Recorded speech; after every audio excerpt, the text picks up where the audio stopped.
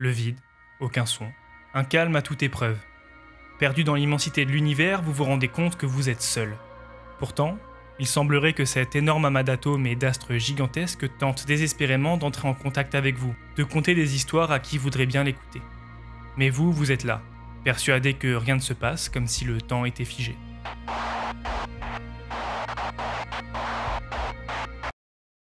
Êtes-vous réellement sûr d'écouter correctement ?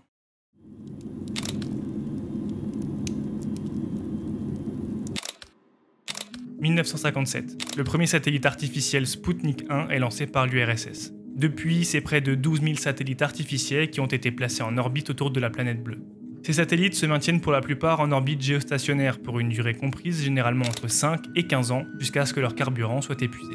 Ce mot orbite géostationnaire, on va le croiser souvent. Pas de panique, c'est rien de très compliqué, ça veut tout simplement dire que le satellite fait un tour complet sur son orbite, c'est ce qu'on va appeler une période, en autant de temps que la Terre fait un tour complet.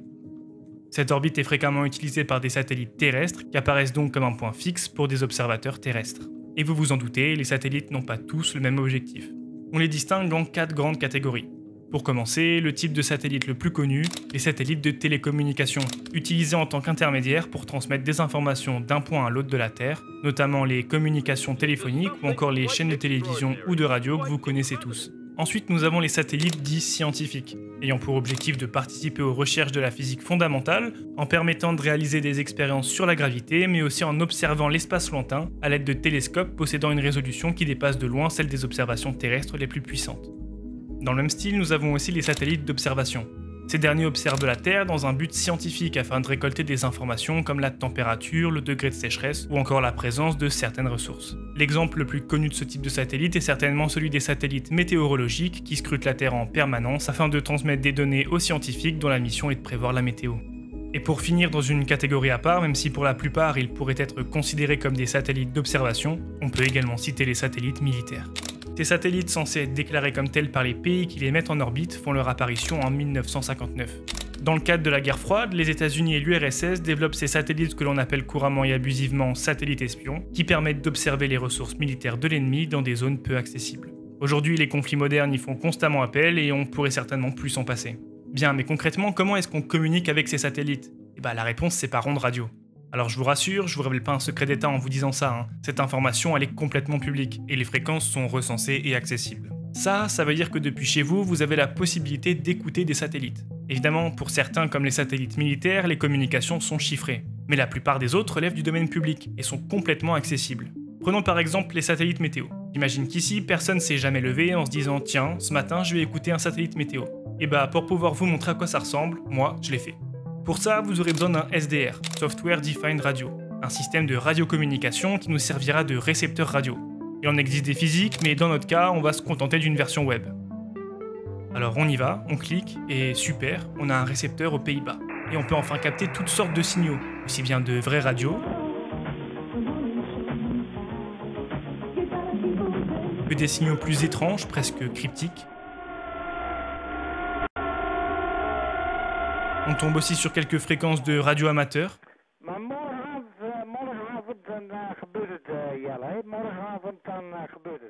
Des personnes dont le loisir est d'expérimenter les techniques de transmission, par conséquent d'établir des liaisons radio avec d'autres radioamateurs du monde entier. Beaucoup d'avancées technologiques sont d'ailleurs dues à ces radioamateurs. Enfin bon, on va pas faire une vidéo entière sur l'étude de la radio. Pour ça, je vous redirige vers la superbe vidéo de Feldup. Non, nous ce qui nous intéresse, c'est d'entendre un satellite. Et il va falloir trouver la bonne fréquence. Et pour ça, on va avoir besoin de 2 outils. Le premier, c'est n2yco.com, un site internet qui va nous permettre de localiser les satellites au-dessus de nous. Dans notre cas, on va s'intéresser au satellite NOAA de l'Agence américaine d'observation océanique et atmosphérique. On va chercher un satellite qui passe pas trop loin des Pays-Bas, voilà, celui-là par exemple, le NOAA 15. Et maintenant, on reste plus qu'à attendre qu'il passe près de nous. Pendant ce temps-là, on va pouvoir utiliser notre deuxième outil, Google, pour nous permettre de trouver sur quelle fréquence émet le NOAA 15. Ok, 137.62 MHz.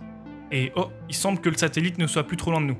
Alors retournons sur notre SDR, positionnons-nous à 137.62 MHz et...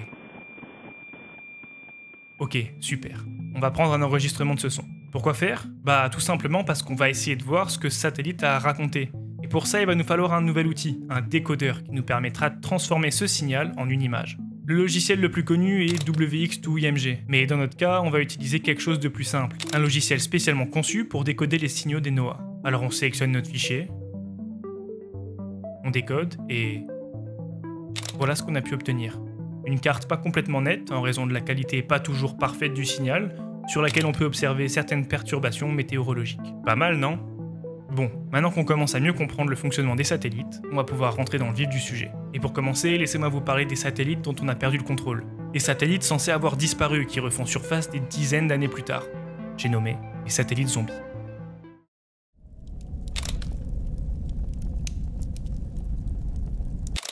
À la fin de leur durée de vie, les satellites subissent généralement ce qu'on appelle un déclin orbital. En raison de collisions avec des particules de gaz, l'orbite du satellite se rapproche de plus en plus de la Terre. C'est ce qu'on appelle la traînée atmosphérique. Un autre effet qui pourrait expliquer ces changements soudains d'orbite, c'est l'effet Yarkovsky. Lorsque les satellites chauffent à cause du Soleil, ils émettent une petite quantité de chaleur, qui a pour effet de générer une poussée thermique asymétrique, qui pourrait à la longue faire dévier le satellite de son orbite. Mais bon, pour le moment, il semblerait que ce soit qu'une partie de la réponse, puisque les causes de ces changements d'orbite sont pas encore complètement comprises, et fascinent les scientifiques du monde entier, à tel point qu'on théorise même des particules hypothétiques, les photons noirs. Il s'agirait de particules analogues aux photons, mais ces derniers interagiraient avec la matière noire, et pourraient même, a priori, interagir très faiblement avec les objets.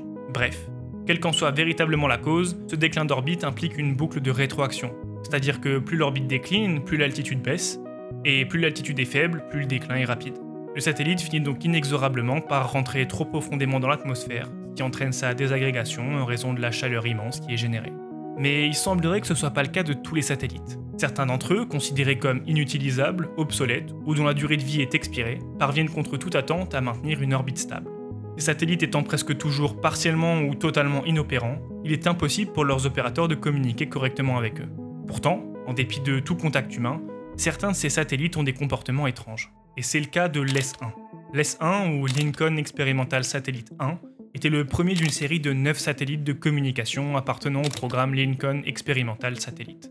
Ce programme est lancé par le MIT en 1965, dans l'objectif d'augmenter les capacités de transmission et de communication des satellites de l'époque vers le sol, aussi appelée liaison descendante, cette dernière étant limitée par la taille des dispositifs de l'époque. Et pour pallier à ces problèmes, les LES embarquaient des antennes améliorées, possédaient un meilleur système de stabilisation et tout un tas de technologies de pointe pour l'époque. Originellement, l'ES-1 a été conçu pour durer 2 ans, au cours desquels il devait être utilisé pour des expériences de communication menées entre les stations de Westford dans le Massachusetts et de Pleasanton en Californie. Bon, ça c'était la théorie. Le 11 février 1965, la fusée transportant l'ES-1 est lancée depuis Cap Canaveral. Tout se passe bien et l'ES-1 est déposé comme prévu en orbite circulaire. Le satellite doit donc encore corriger sa trajectoire afin d'être pile sur la bonne orbite, sauf qu'à ce moment précis,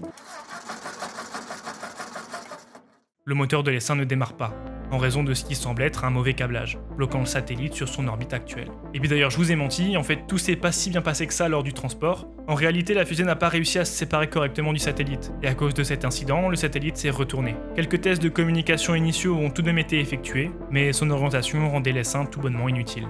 En septembre 1965, le satellite est exposé de manière prolongée à la ceinture de Van Allen, une zone contenant une grande densité de particules énergétiques, ce qui a eu pour effet de considérablement réduire la puissance de l'ES-1. Le satellite cessera donc d'émettre en 1967 et disparaîtra dans l'immensité de l'espace. Enfin ça, c'est ce qu'on pensait, puisque le 18 décembre 2012, soit 45 ans plus tard, Phil Williams détecte depuis le nord de la Cornouaille, dans le sud-ouest de l'Angleterre, des signaux qui semblent appartenir à l'ES-1. Ces signaux seront également détectés au Brésil et en Allemagne, confirmant qu'il s'agissait bel et bien du satellite censé avoir disparu. A ce jour, aucune explication faisant consensus à 100% ne permet d'expliquer pourquoi ce satellite a recommencé à émettre 45 ans plus tard. Le satellite tourne actuellement sur lui-même au rythme de 4 rotations par seconde et possède des panneaux solaires pour charger ses batteries. L'une des théories avancées suppose qu'avec le temps, les batteries de l'ES-1 se seraient déplacées d'une manière permettant d'alimenter directement l'émetteur, ce qui accorderait à l'ES-1 la possibilité de reprendre les transmissions momentanément lorsqu'il est exposé au soleil. A ce jour, l'ES-1 est toujours en orbite, mais n'émet plus aucun signal. Peut-être se réveillera-t-il à nouveau un jour pour nous raconter la suite de son voyage.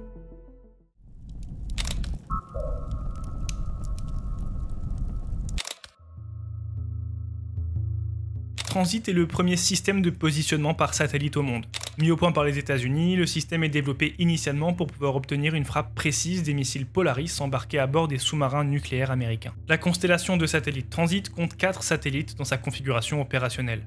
Une fois un des satellites en vue, le récepteur transit parvenait à calculer dans un délai d'une quinzaine de minutes une position avec une précision d'environ 200 mètres. Je vous passe toutes les évolutions des satellites Transit 1, 2, 3 ou 4 pour arriver enfin en 1964, au lancement de Transit 5B5. Et ce satellite a la particularité d'utiliser une nouvelle source d'énergie peu conventionnelle, puisque Transit 5B5 utilise l'énergie nucléaire via son générateur thermoélectrique à radioisotope, abrégé RTG. Les RTG produisent de l'électricité à partir de la chaleur qui résulte de la désintégration de matériaux radioactifs. Généralement, il s'agit de plutonium-238 sous forme de dioxyde de plutonium. Malheureusement, la mise en orbite du satellite sera incorrecte. Bien qu'il ait été utilisé pendant un certain temps pour la navigation, son erreur d'orbite et l'émergence de nouveaux satellites ont rendu Transit 5B5 obsolète peu de temps après son lancement. En revanche, grâce à son RTG, Transit 5B5 a malgré tout continué à émettre un signal stable, et ce même après la fin de son utilisation officielle. Et dans les décennies qui ont suivi, des passionnés de radio ont pu capter ses transmissions sur ces fréquences.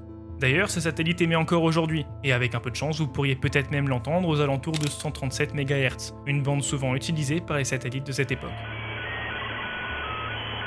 Il semble aussi que certains systèmes du satellite fonctionnent encore semi-correctement, principalement un compteur de trame ainsi qu'une horloge. Bon, mais alors pourquoi je vous parle de ce satellite? Qu'est-ce qu'il a de fondamentalement différent de l'S1? Eh bien en fait, vous avez déjà la réponse, c'est son RTG. Eh oui, car ces générateurs soulèvent pas mal de préoccupations, notamment sur les risques spécifiques liés à leur nature radioactive.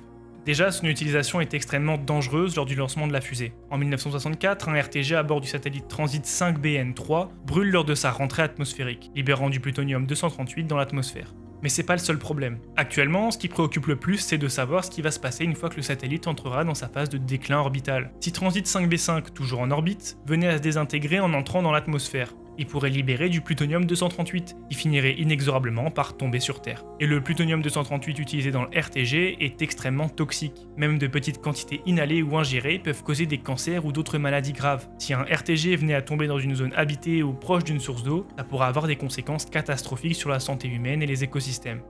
Bon, heureusement, ces isotopes radioactifs contenus dans le RTG sont pas utilisables directement pour des armes nucléaires. En revanche, ils contiennent des matières dangereuses qui pourraient être utilisées à des fins malveillantes comme des dispositifs de dispersion radioactive. Et tout ça, ça permet à minima de s'interroger sur la gestion des déchets spatiaux. Les RTG fonctionnent certes pendant des décennies, mais une fois que leur mission est terminée, ils restent en orbite. Surnommés déchets spatiaux nucléaires, ils présentent un double problème. Premièrement, la collision potentielle avec d'autres satellites qui pourraient disperser ces matériaux. Et puis deuxièmement, et c'est là le plus gros problème, ces déchets sont strictement impossibles à gérer depuis la Terre. Contrairement aux réacteurs terrestres, ces RTG ne peuvent pas être désactivés ou sécurisés après leur mission.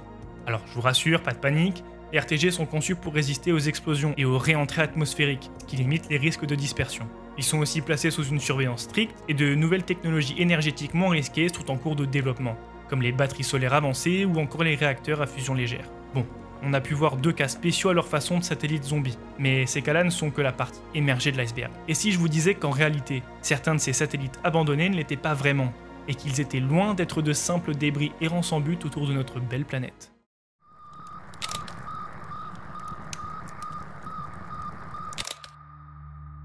Le 23 mai 2014, une fusée décolle depuis la Russie, avec à son bord 3 satellites Rodnik. Des satellites de communication destinés à renforcer une constellation de satellites militaires russes déjà existantes. Comme toujours, lorsque la fusée arrive en orbite et libère ses satellites, des débris restent et flottent dans l'espace. Mais quelques mois plus tard, un objet qu'on avait classé comme n'étant qu'un débris spatial intrigue fortement l'Occident. Pendant les mois qui suivent la mise en orbite des satellites Rodnik, des astronomes amateurs ainsi que des trackers de satellites constatent qu'un des débris spatiaux réalise des manœuvres pour le moins étranges. Ce débris spatial, qui finira par être nommé Cosmos 2499, réalise des mouvements extrêmement précis dans le ciel, rien à voir avec des mouvements naturels. En revanche, sa fonction reste assez floue. On s'imagine tout un tas de scénarios, comme des robots nettoyeurs de débris spatiaux, ou encore un robot capable de remplir les réservoirs d'essence de satellites déjà existants. Quoi qu'il en soit, une question reste en suspens. Pourquoi la Russie n'a pas déclaré la mise en orbite de cet objet? Un objet qui semble pourtant être capable de prouesses. Alors faisons un petit retour quelques dizaines d'années auparavant. Voilà, ici, en pleine guerre froide, et plus précisément en plein milieu de la course à l'espace. À cette époque-là, la Russie avait démarré un projet d'arme anti-satellite, surnommé Istrebitel Sputnik. En raison du manque de précision de navigation de l'époque, les études préliminaires prévoyaient des satellites kamikazes embarquant des têtes nucléaires afin de détruire tout satellite ennemi dans un rayon de 1000 km. Évidemment, avoir la possibilité de détruire des satellites ennemis est un avantage militaire considérable. Mais ce projet avait fini par être abandonné afin de se concentrer sur la conception de missiles anti-satellites et était plus ou moins resté dans les archives lors de la fin de la guerre froide. Alors on revient à notre époque et on comprend assez rapidement ce qui est en train de se passer. Il n'y a aucune raison que l'espace reste la seule zone où l'humain possède le contrôle qui resterait démilitarisé. Alors avec la possibilité pour ces nouveaux satellites de réaliser des manœuvres aussi précises, plus besoin d'embarquer d'une tête nucléaire. Plus besoin de tout détruire sur un rayon de 1000 km. On peut imaginer tout un tas de méthodes pour détruire un satellite ennemi. Mais surtout, les satellites n'ont plus besoin d'être kamikazes et peuvent détruire plusieurs satellites ciblés différents. Cosmos 2499 semble être, et je dis bien semble être car la Russie n'a jamais vraiment confirmé quoi que ce soit, donc Cosmos 2499 semble être en réalité un satellite expérimental destructeur de satellites ennemis, dont la fonction est de se rapprocher avec précision des satellites ciblés afin de pouvoir les détruire. Et vous vous en doutez, Cosmos 2499 est loin d'être le seul satellite de ce genre envoyé en orbite par la Russie.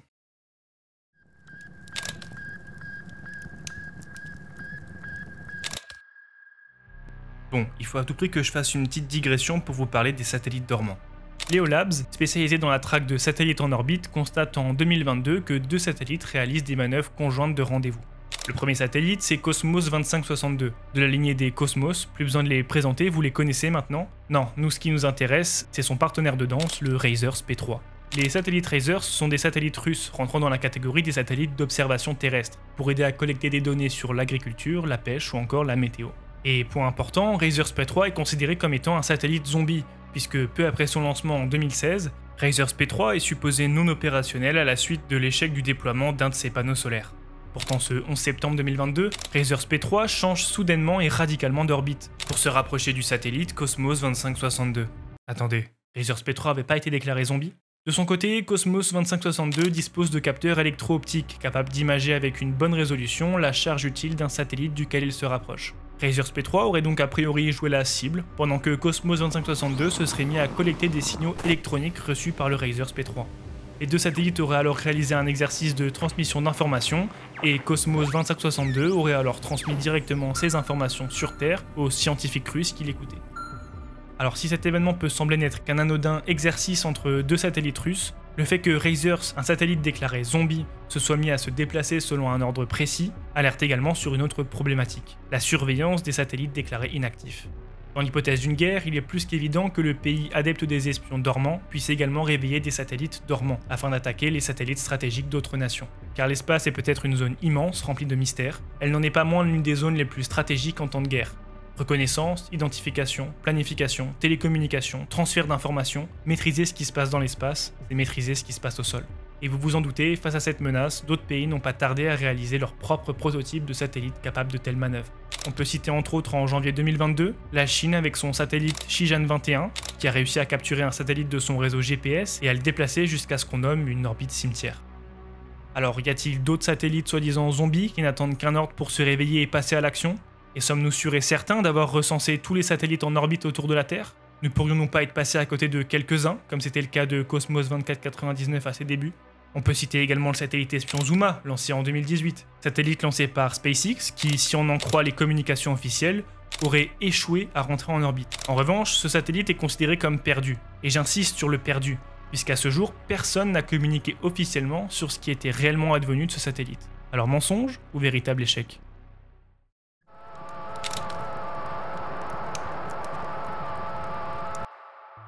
Tiens d'ailleurs en parlant de mensonges et de gouvernement, est-ce qu'une vidéo sur l'espace serait vraiment une bonne vidéo si on parlait pas un peu extraterrestre et théorie du complot ? Et pour ça, je vous propose de parler du Black Knight, un satellite artificiel hypothétique d'origine extraterrestre âgé d'environ 13 000 ans. Pas mal, hein ? Et pour parler de cette histoire, on va remonter très loin, puisqu'on va remonter jusqu'à l'Antiquité, car c'est à cette époque-là qu'on retrouve les premiers signes du Black Knight. Les civilisations anciennes telles que les Sumériens, les Égyptiens et les Mayas possédaient des connaissances et des technologies astronomiques relativement avancées qui leur permettaient d'observer des corps célestes avec une précision remarquable. Certains théoriciens soutiennent que ces cultures anciennes pourraient avoir rencontré le satellite Black Knight lors de leurs observations, attribuant son existence à des origines extraterrestres. Malheureusement, j'ai pas trouvé énormément d'informations ici. Alors on va passer à l'époque suivante, bien plus tard, à la fin du 19e siècle. Car selon les adeptes de cette théorie, la première preuve de la nature extraterrestre de l'objet a pour origine Nikola Tesla. Et il faut dire qu'à l'époque, le célèbre scientifique avait affirmé avoir plusieurs fois reçu des communications de nature régulière et mathématique en provenance de Mars. Alors, ces réceptions sont datées de 1899, lors d'expérimentations sur les ondes radio. À l'époque, les scientifiques pensaient qu'il s'agissait d'un ou d'ondes que des objets en orbite émettent naturellement. Tiens, on dirait qu'on n'a pas encore débloqué une partie de l'histoire. On en reparlera peut-être plus tard. Bon bah rendons-nous à l'époque suivante. 1927, l'ingénieur norvégien Jørgen Hals constate un événement curieux. Les messages radio qu'il envoyait lui revenaient quelques instants plus tard. Selon lui, ce genre d'écho avait forcément une origine extraterrestre. D'ailleurs, beaucoup plus tard, un certain Duncan Lunan affirme également que le satellite Black Knight est à l'origine de cet écho. Intriguant. Alors on avance encore et on se retrouve en 1954, alors que plusieurs journaux, dont le St. Louis Post-Dispatch et The San Francisco Examiner, rapportent le témoignage de Donald Kayo, un militaire à la retraite et chasseur d'ovnis. À cette époque, Kayo affirme que l'US Air Force aurait déclaré avoir détecté 2 satellites en orbite terrestre, alors qu'à l'époque, personne n'avait la technologie pour lancer de satellites. En février 1960, un autre témoignage affirme que l'US Navy aurait détecté un objet sombre sur une orbite inclinée de 79 degrés par rapport à l'équateur et ayant une période de 104,5 minutes. Peut-être notre fameux satellite extraterrestre? A priori, non. Il s'agirait très certainement d'une fausse piste, puisqu'à l'époque, la Navy suivait la trajectoire d'un fragment de l'enveloppe de lancement du satellite Discover 8, situé sur une orbite similaire. Les personnes croyant à cette théorie du Black Knight suggèrent que le satellite pourrait être la preuve de visite extraterrestre dans les temps anciens. Ils pensent qu'il aurait pu être laissé par une ancienne civilisation extraterrestre comme moyen de communication, voire comme dispositif de surveillance. L'un des types d'observations les plus courants liés au Black Knight, ce sont des lumières inexpliquées et des anomalies observées dans le ciel nocturne. Les témoins ont rapporté avoir vu d'étranges lumières pulsées qui se déplaçaient selon des schémas non conventionnels, défiant les lois de la physique. Et ces observations se produisent bien souvent dans des zones reculées. L'explication la plus rationnelle serait d'attribuer ces observations à des phénomènes naturels ou à des objets fabriqués par l'homme comme des satellites ou des ballons météorologiques. Un autre aspect intriguant du phénomène Black Knight est la réception de signaux radio bizarres et de messages énigmatiques. Des opérateurs de radio amateurs ont affirmé avoir intercepté des signaux inhabituels provenant de l'espace, provenant souvent d'ailleurs du voisinage de Black Knight. Ces signaux contiendraient des messages chiffrés ou des schémas inintelligibles, ce qui amènerait certains à spéculer qu'il pourrait s'agir de tentatives de communication émanant d'une intelligence extraterrestre. Ici, malheureusement, il y a aussi des explications possibles, comme des interférences terrestres ou même des canulars perpétrés par des individus cherchant à attirer l'attention. Bon bah, rien de bien probant. Alors rendons-nous cette fois-ci au climax de notre histoire. Le moment où la preuve ultime de l'existence du Black Knight a été découverte. En 1998, lorsqu'une image prise lors de la mission STS-88 est révélée au grand public. Plus aucun doute, on a enfin une preuve photo de l'existence du satellite extraterrestre. Sauf que, malheureusement, désolé de vous décevoir, on a de nouveau une explication. Dans sa base de données relative aux débris spatiaux, la NASA référence l'objet sous l'appellation STS-088-724-66. En réalité, ces images ont été prises en 1998, lors du premier vol de la navette Endeavour vers la Station Spatiale Internationale. Au cours d'une sortie dans l'espace, l'un des astronautes a laissé s'échapper une couverture thermique qui devait être apposée sur une partie extérieure de l'appareil. Et c'est cette couverture qu'on voit sur les photos. Elle finira d'ailleurs par brûler dans l'atmosphère terrestre peu de temps après. Mais cette explication ne satisfait pas les adeptes de la théorie du Black Knight, qui explique même que ces images de la NASA ne sont plus disponibles. Affirmation d'ailleurs complètement fausse, mais quoi qu'il en soit, les histoires qui se racontent autour du Black Knight sont loin d'avoir disparu. Alors levez les yeux, vous pourriez peut-être l'apercevoir. Tiens d'ailleurs, en parlant de phénomènes extraterrestres.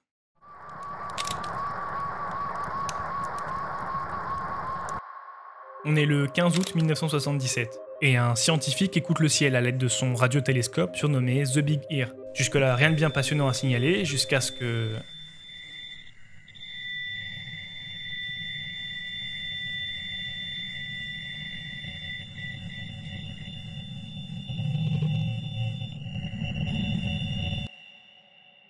Ce que vous venez d'entendre, c'est le signal WOW.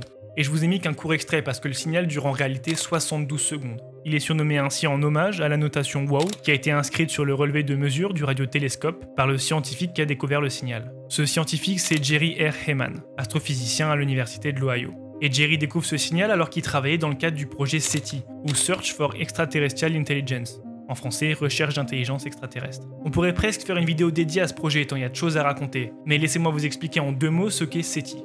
Bon déjà SETI c'est pas vraiment un projet mais plus un regroupement de projets scientifiques dont l'objectif est de détecter la présence de civilisations extraterrestres avancées. Le premier projet est lancé en 1960 au début de l'ère spatiale à l'initiative de l'astronome Frank Drake qui observe les émissions radio de 2 étoiles proches de notre système solaire. Concrètement, on part du principe que certaines de ces civilisations extraterrestres utilisent des systèmes de télécommunication similaires aux nôtres. Et donc on écoute l'espace et on espère y entendre quelque chose d'imprévu, quelque chose d'inattendu qu'on pourrait assimiler à une vie extraterrestre. Et en 2006, les projets qui étaient cantonnés au domaine radio sont élargis au domaine de l'optique. Mais bon, on est déjà trop loin car notre histoire se passe pour rappel en 1977, au début du projet SETI, lorsqu'on découvre ce fameux signal WOW. Bon, mais qu'est-ce qu'il a de si fascinant ce signal? Eh bien en fait plein de choses. Déjà, sa durée, 72 secondes. En fait, on n'est pas vraiment sûr que le signal ait duré que 72 secondes. Et ça, c'est dû au fonctionnement du radiotélescope de l'époque. Il était réglable qu'en fonction de l'altitude et utilisait la rotation de la Terre pour balayer le ciel. Compte tenu de la vitesse de rotation de la Terre et de la largeur de la fenêtre d'observation du télescope, le radiotélescope pouvait observer n'importe quel point donné pour une durée maximale de 72 secondes. Donc le signal aurait pu durer plus longtemps, nous étions quoi qu'il arrive limités par ces 72 secondes. L'intensité du signal est intéressante aussi. La sensibilité du radiotélescope est maximale au centre de sa fenêtre d'observation. Par conséquent, si le signal observé n'est pas terrestre, l'intensité mesurée devrait afficher une augmentation progressive pendant les 36 premières secondes, à mesure que la source entre dans la fenêtre d'observation, puis un pic au centre de la fenêtre d'observation, et enfin une diminution progressive pendant les 36 secondes suivantes, à mesure que la source en sort. Et évidemment, toutes ces caractéristiques sont présentes dans le signal WOW. Mais c'est pas tout. Le signal détecté est dit à bande étroite. Un signal à bande étroite est un canal radio dans lequel la bande passante du message transmis ne dépasse pas significativement la bande de cohérence du canal. Ouais, bon. Imaginez qu'un astronome observe l'univers avec une radio capable d'écouter différentes fréquences, comme pour capter une station FM. Les signaux qu'on cherche à détecter sont souvent très spécifiques, comme une station prise parmi des milliers. Ces signaux se situent dans une bande étroite de fréquences, c'est-à-dire une toute petite plage, ce qui les rend distincts des bruits de fond ou des autres émissions naturelles. En termes simples, la bande étroite correspond à zoomer sur une fréquence particulière pour détecter des signaux très précis, souvent associés à des phénomènes scientifiques. Et dans notre cas, notre bande est d'environ 10 kHz, sauf qu'aucun phénomène naturel connu n'émet sur un spectre aussi étroit. Ensuite, le signal a été émis précisément sur la raie à 21 cm. Contre toute attente, on parle pas ici de mon plombier, et surtout c'est bien plus intéressant que ce que vous pouvez imaginer. Cette raie, c'est une signature radio très particulière émise par l'hydrogène, l'élément le plus abondant dans l'univers. Lorsqu'un atome d'hydrogène neutre change d'état d'énergie, il émet un minuscule rayon radio. Et ce rayon a une longueur d'onde de 21 cm, soit 1420 MHz. C'est un signal très faible, mais il est universel puisque l'hydrogène est littéralement partout dans l'univers. D'ailleurs, cette fréquence n'est utilisée par aucun émetteur artificiel. Un accord international existe pour bannir cette fréquence de tout usage civil ou militaire. Et le truc, c'est que c'est précisément la fréquence sur laquelle on s'attend à recevoir d'éventuels signaux de civilisation extraterrestre, puisque c'est la raie d'émission naturelle de l'élément le plus abondant de l'univers. Il est donc théorisé que toute civilisation intelligente finira inexorablement par être attirée sur cette bande, aussi bien en émission qu'en réception. Et puis enfin, dernière chose, sa localisation. Le signal WOW aurait été émis depuis la constellation du Sagittaire, juste au nord-ouest de l'amas globulaire M55. Le problème, c'est qu'à cet endroit, il n'y a aucun objet céleste notable connu, si ce n'est deux petites comètes qui sont à la base de ce qu'on appelle l'hypothèse cométaire. Cette hypothèse, elle est développée dans les années 2010. Selon elle, le signal WOW pourrait être justifié par les émissions en hydrogène de ces deux comètes. Alors pour vérifier, on braque des radiotélescopes sur ces comètes, dans la zone du signal WOW. Et l'une des comètes émet bel et bien à 1420 Hz, avec un pic similaire à celui du signal WOW. Mais les deux autres éléments viennent mettre à mal cette théorie. Déjà, le rapport signal sur bruit est de 4,76 sigma, alors que celui du signal WOW était de l'ordre de 30 sigma. Concrètement, imaginez-vous dans une pièce pleine de monde, et que quelqu'un essaye de vous parler. Le signal, c'est la voix. Et le bruit, c'est le fond sonore des autres personnes. Le rapport signal sur bruit mesure à quel point le signal, donc la voix, est plus fort ou plus clair que le bruit environnant. En gros, dans notre cas, le rapport du signal et du bruit de fond mesuré correspondent pas. Et puis, histoire d'enterrer la théorie une bonne fois pour toutes, même la position de la comète en 1977 est remise en cause. On pense qu'elle n'était pas du tout à cet endroit quand on a détecté le signal WOW. En conclusion, l'hypothèse est plus vraiment considérée comme plausible aujourd'hui, et il n'y a toujours pas de consensus établi concernant l'interprétation de ce phénomène. Même si tout récemment, en 2024, un article propose que le signal WOW aurait pu être provoqué par un événement astrophysique rare, l'illumination soudaine d'un nuage moléculaire froid déclenché par un puissant objet céleste qui émet des ondes radio en continu appelées... Tiens, il semble qu'on n'ait toujours pas débloqué ce mot. Bon, de toute façon, cette interprétation, elle fait pour le moment pas non plus consensus, et reste pour le moment qu'au stade de théorie. Quoi qu'il en soit, en dépit d'explications, nous, on a tout de même tenté de répondre. En 2012, pour le 35e anniversaire du signal, le radiotélescope d'Arecibo a envoyé une réponse de l'humanité, contenant 10 000 messages Twitter dans la direction d'où provenait le signal. Et pour augmenter les chances qu'une vie intelligente reçoive et décode les vidéos et les tweets, on y a attaché une séquence en en-tête, répétée pour chaque message, qui permettrait au destinataire de savoir que les messages sont intentionnels et proviennent d'une autre forme de vie intelligente, l'humanité. Bon bah, plus qu'à espérer que cette bouteille à la mer, enfin à l'univers, soit un jour découverte.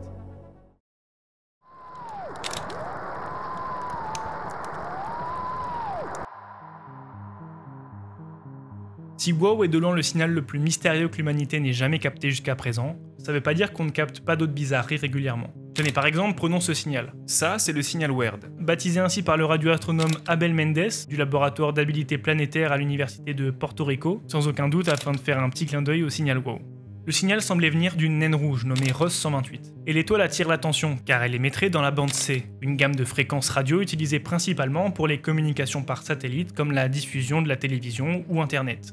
Les scientifiques expliquent qu'à première vue, les signaux sont pas des interférences radio, puisqu'ils semblent être propres à Ross 128, et que les observations des autres étoiles réalisées immédiatement avant et après avoir capté ces émissions n'ont rien montré de similaire. Bon, malheureusement, la piste du message extraterrestre est rapidement écartée. Ici, 3 explications potentielles sont privilégiées. La première, tout simplement une éruption solaire qui aurait provoqué ce qu'on appelle un sursaut solaire de type 2, un phénomène radioélectrique rare qui a pour conséquence de perturber les communications radio. Deuxième possibilité, une brusque activité associée à un satellite sur une orbite haute autour de la Terre qui aurait pu perturber les signaux radio. Et pour terminer, dernière possibilité, un objet céleste encore inconnu qui pourrait émettre de telles ondes. Et nous, c'est cette dernière possibilité qui nous intéresse. Car en février 2003, les astronomes du programme SETI pointent le radiotélescope d'Arecibo, que vous connaissez aussi, vers 200 régions du ciel où ils avaient précédemment détecté des signaux radio inexpliqués. Après analyse des résultats de la nouvelle étude, tous les signaux anormaux ont disparu. Sauf un signal radio pulsé qui est devenu encore plus puissant. Ce signal pulsé, c'est-à-dire séparé par des intervalles où aucune activité n'est présente, a été observé à 3 reprises. Son petit nom, c'est SHG-B02 plus 14, et ce signal possédait une fréquence de 1420 MHz. Ça me rappelle quelque chose. Et ce signal très faible provenait d'un point situé entre les constellations du Poisson et du Bélier, où il n'existe aucune étoile à moins de 1000 années-lumière. Donc ici, pas d'histoire d'éruption solaire possible. Et des signaux étranges, on en capte depuis des dizaines et des dizaines d'années. Tenez par exemple, elle c'est Jocelyn Bell, une astrophysicienne née en 1943 à Belfast en Irlande du Nord. Alors qu'elle étudiait les quasars pour sa thèse, des trous noirs supermassifs au centre d'une région extrêmement lumineuse, elle découvre un signal constitué de courtes impulsions se répétant de façon très régulière. Et cette notion de régularité du signal plaidait pour une origine artificielle, et une origine terrestre était exclue pour tout un tas de raisons, car la régularité de la pulsation paraissait surnaturelle. En réalité, Jocelyn venait de découvrir l'existence d'un objet céleste fascinant. Tiens, c'est encore ce mot qui est inaccessible depuis tout à l'heure, mais j'ai l'impression qu'on peut enfin le débloquer. Ah, parfait. Je reprends. En réalité, Jocelyn venait de découvrir l'existence d'un objet céleste fascinant, le pulsar.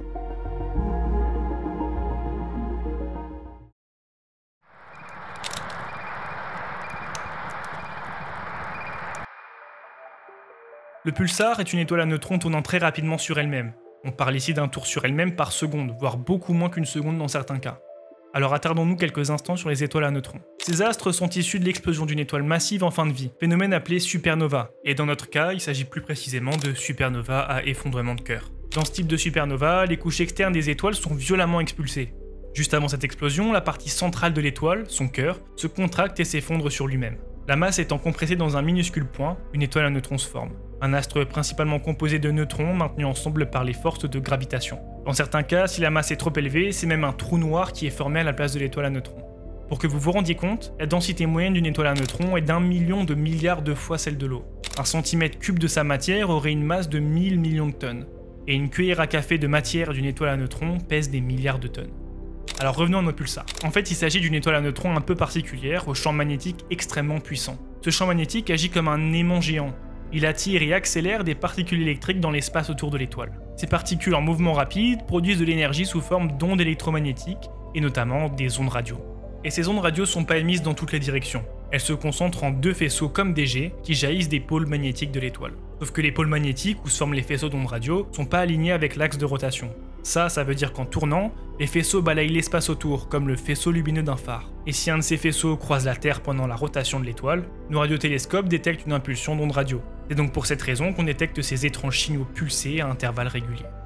Alors nous ici on vient de parler de pulsars radio, mais sachez qu'il existe tout un tas de sous-types de pulsars, notamment les pulsars X ou gamma, mais on peut aussi citer le magnétar, aussi appelé étoile magnétique ou magnétoile. Il s'agit d'une étoile à neutrons dont le champ magnétique est extrêmement intense.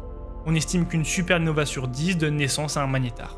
Et puis laissez-moi vous parler du blizar, un objet céleste hypothétique composé d'une étoile à neutrons ayant une masse suffisante pour former un trou noir, mais possédant une rotation suffisante pour empêcher l'effondrement gravitationnel menant à sa formation. Cet objet a été théorisé afin d'expliquer l'un des phénomènes les plus mystérieux de l'astrophysique moderne, le sursaut radio rapide.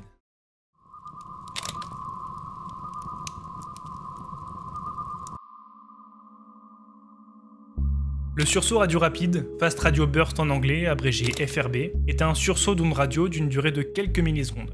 Sauf qu'en quelques millisecondes, ils libèrent autant d'énergie que notre soleil en un mois entier. Mais leur nature reste mystérieuse. Déjà en raison de leur fréquence d'apparition, puisque certains FRB sont uniques, enfin c'est ce qu'on pense puisqu'on ne les a jusqu'à présent observés qu'une seule fois, alors que d'autres FRB sont répétitifs, comme le célèbre FRB 121-102, qui émet des sursauts à intervalles réguliers.